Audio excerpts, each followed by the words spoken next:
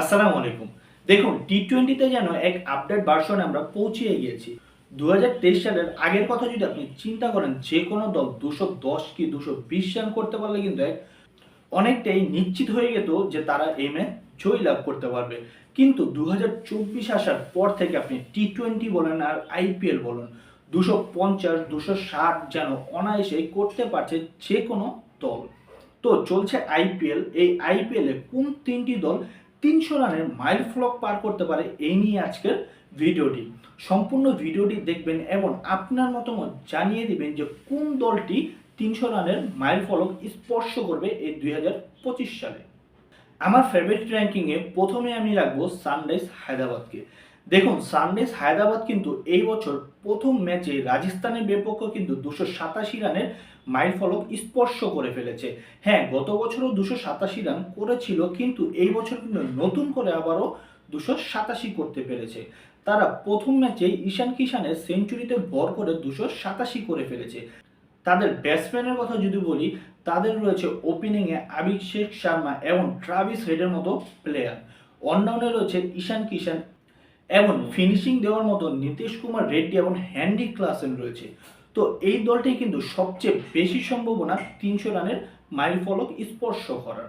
এবং দ্বিতীয় দল হিসেবে আমি রাখবো কলকাতা নাইট রাইডার্সকে। দেখুন কলকাতা নাইট রাইডার্স কিন্তু বর্তমান আইপিএল চ্যাম্পিয়ন।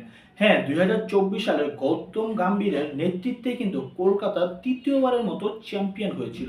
গতবারের লাইন আপটা যদিও কিছুটা চেঞ্জ হয়েছে, তবে তাদের অ্যান্ড্রু রাসেল, সুনীল নারায়ণ, রিঙ্কু সিং এর সাথে কিন্তু অ্যাড হয়েছে এই বছর মঈন আলী এবং কুইন্টন ডিককের মতো বিধ্বংসী এক ব্যাটার। তাই তাদেরও সম্ভাবনা রয়েছে এই ৩০০ রানের মাইল ফলক স্পর্শ করার। এবং সর্বশেষ ৩ নম্বর দল হিসেবে আমি রয়্যাল চ্যালেঞ্জার ব্যাঙ্গালোরকে রাখবো। দেখুন royal Challenger Bangalore batting line up কিন্তু বেশ শক্তিশালী। তাদের ওপেনিং ব্যাটসম্যান হিসেবে বিশ্বসেরা প্লেয়ার বিরাট কোহলির সাথে কিন্তু ফিল শট রয়েছে।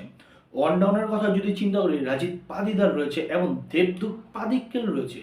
তাদের মিডল অর্ডার বা ফিনিশিংয়ের কথা যদি বলি, তাদের রয়েছে লিয়াম লিভিংস্টোন এবং টিম ডেভিডের মতো প্লেয়ার, জিতেশ শর্মা তো রয়েছেই। তো এই দলটিরও কিন্তু সম্ভব রয়েছে ৩০০ রানের মাইল ফলক স্পর্শ করার।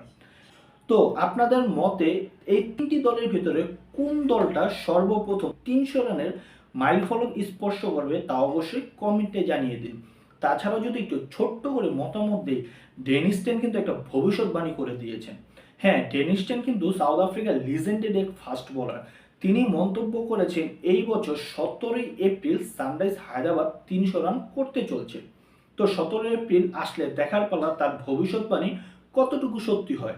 তাছাড়া